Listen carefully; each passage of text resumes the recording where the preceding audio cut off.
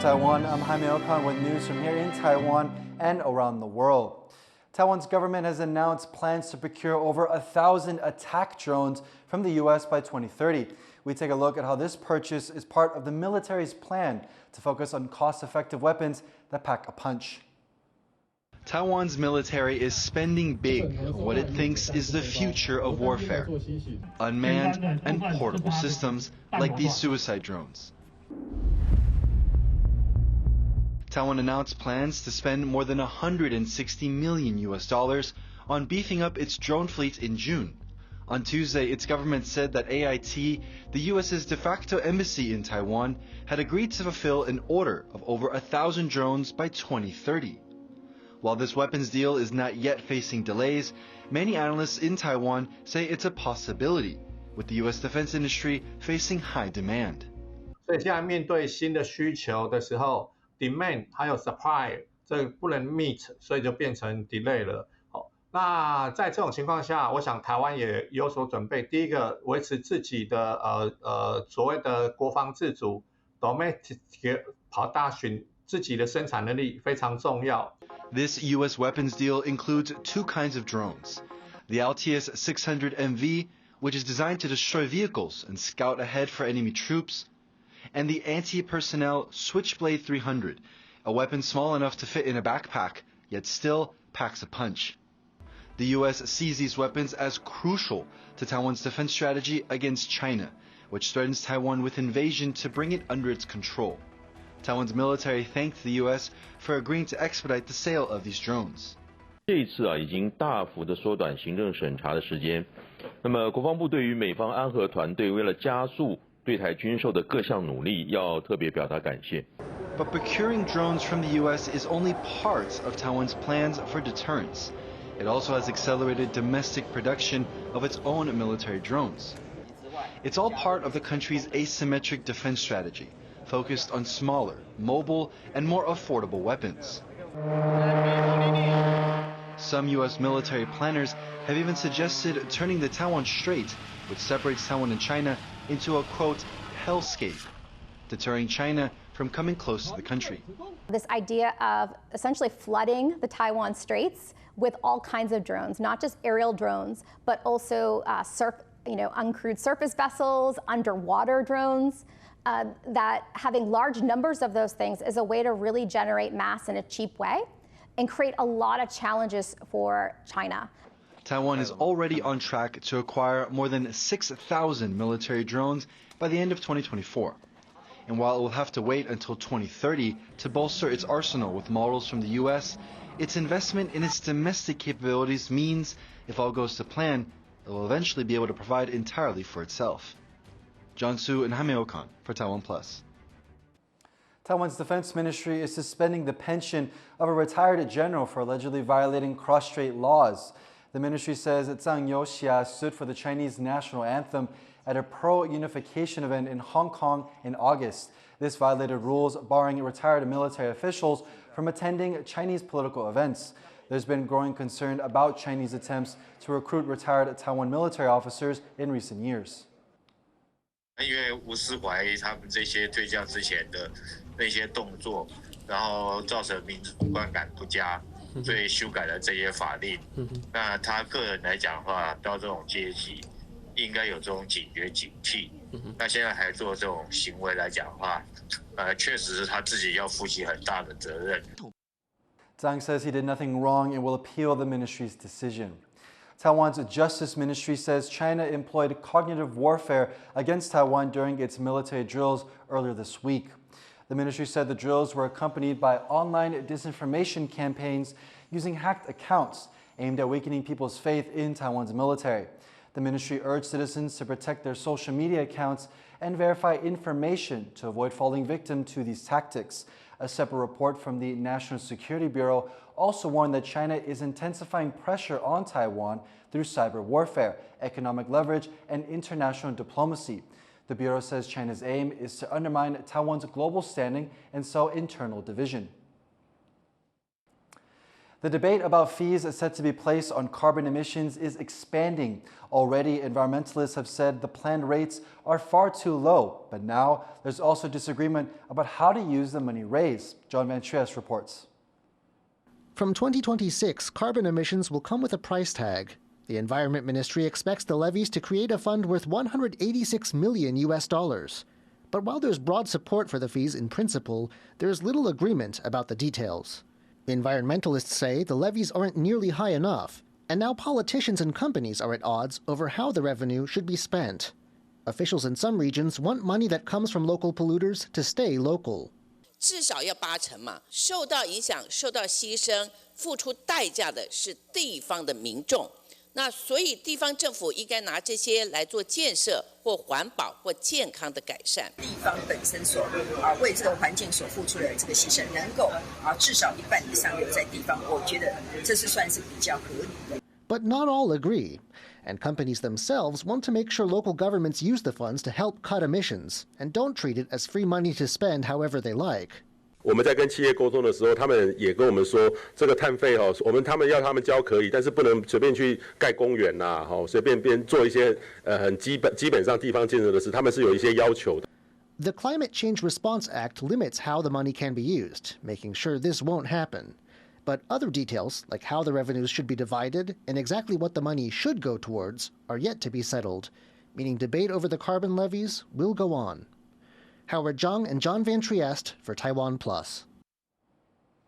Taiwan's government is floating plans to build green energy plants overseas to provide the country with more reliable sources of power.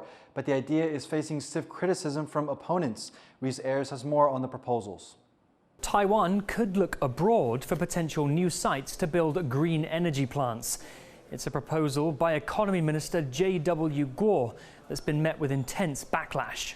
Gov't is proposing that with help from the government and the American Institute of Taiwan, that private contractors could find suitable sites in neighboring countries like Japan and the Philippines to build green energy plants and then transport that energy back to Taiwan, potentially helping Taiwan reach its target of having 30% green energy by 2030 and diversifying its energy portfolio in the face of increasing threats from China. Govt's proposal has faced a lot of criticism for being poorly thought out, as he was berated by several legislators. 看到这个讯息，哇，大家好紧张哦。所以我可能我说话不够精准了哈，这一点我很抱歉。那你讲是没这回事了？不是没有这回事，还是只有天方夜谭？确实，我现在在想这个，然后我们来提出让专家继续来讨论，学者继续来研究，那么做这个可行性分析。Opponents say that Govt's plan would be too expensive. He's proposing that ships and undersea cables could transport the energy from, for example, Luzon in the Philippines to Taiwan.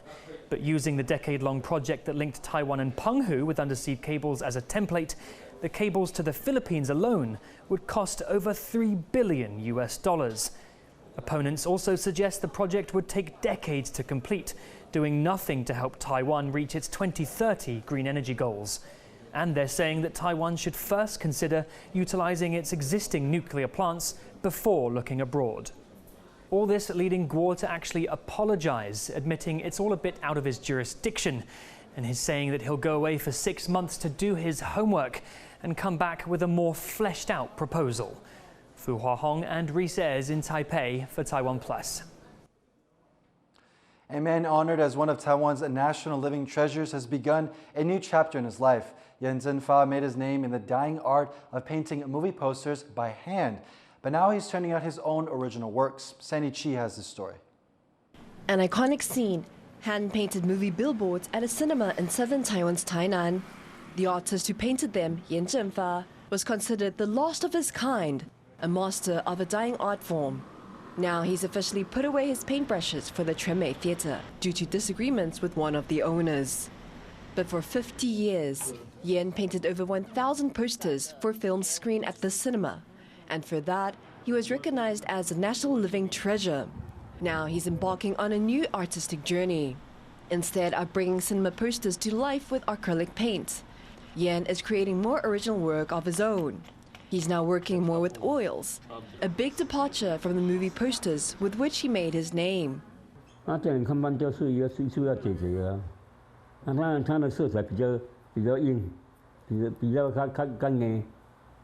这嘛那个油画就比较软，软它就要泡2、3次以上才会好看画油画是那越多次越好看呢。While Yan is embarking on a new artistic phase in later life, it's a bittersweet feeling for the locals who watched him paint movie posters down the years. 这个好像有看过，这个大稻城有。这个有啊，这个那个时候好像上映蛮久的，因为也是李安的作品嘛。对啊，其实就是我也是从小就待在这里了嘛，就是没事走来走去都会看到他在这里画，现在看不到，确实是就是有点不习惯啊，有点遗憾。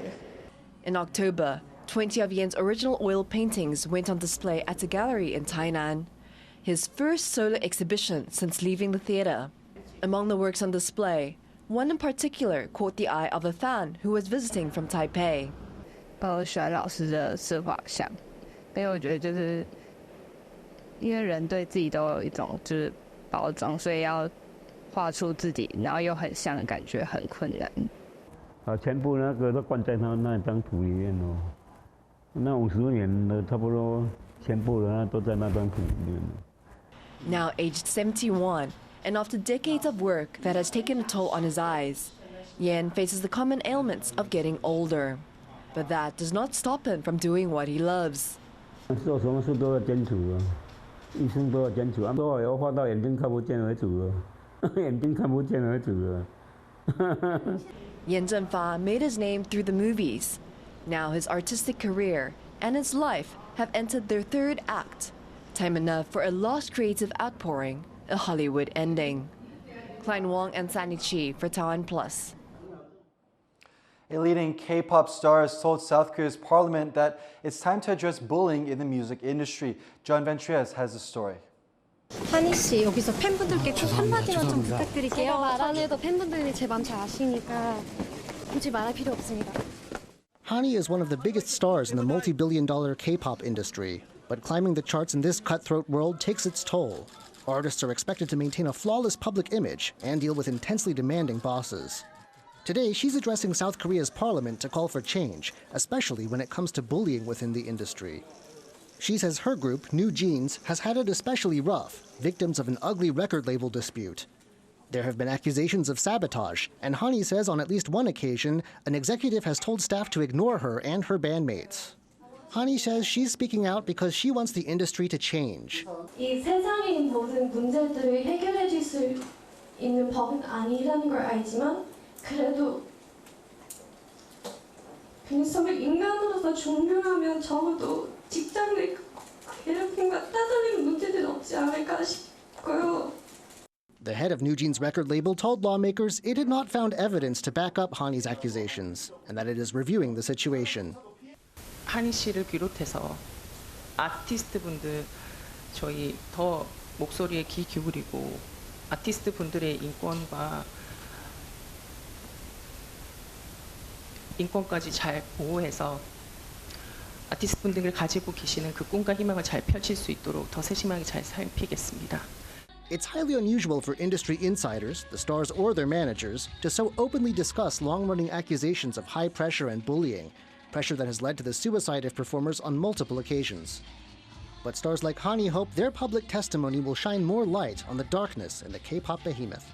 Kama Xu and John Ventriest for TaiwanPlus.